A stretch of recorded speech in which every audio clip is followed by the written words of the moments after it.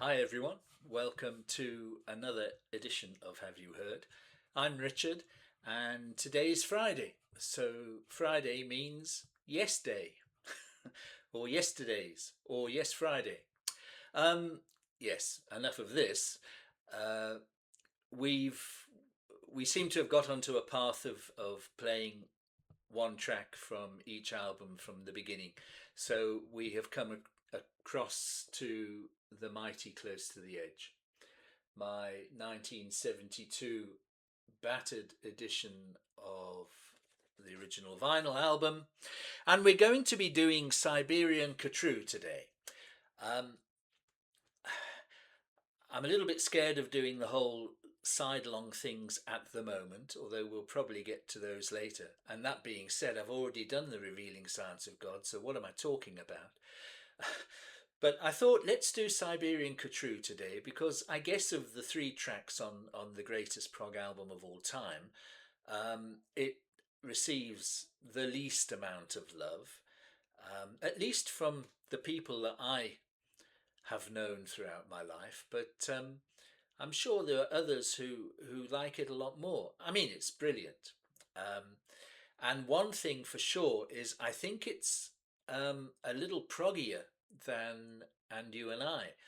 And I'm opening myself up now for abuse from the comments. Please feel free to disagree. Okay. Um, but we're going to do Siberian Khatru today because I don't listen to it quite as much as side one or And You and I. And I feel like I want to listen to it again today. So let's share that with everybody.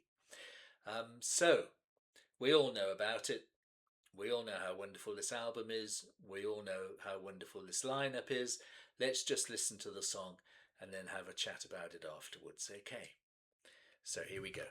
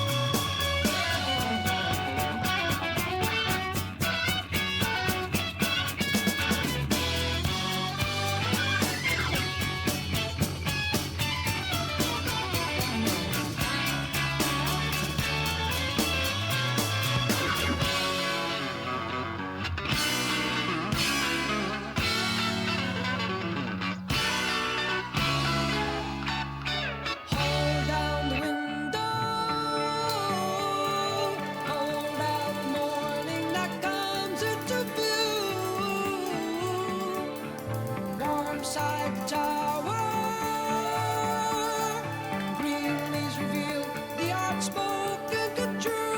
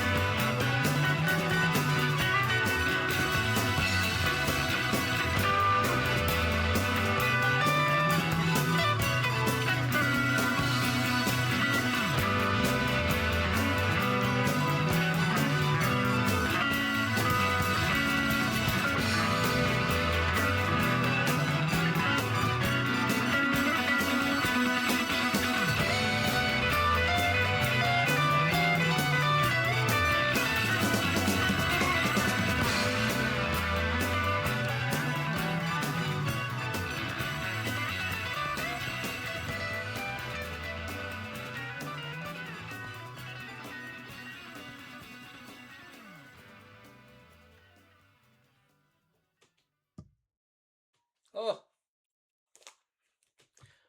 that was so much fun.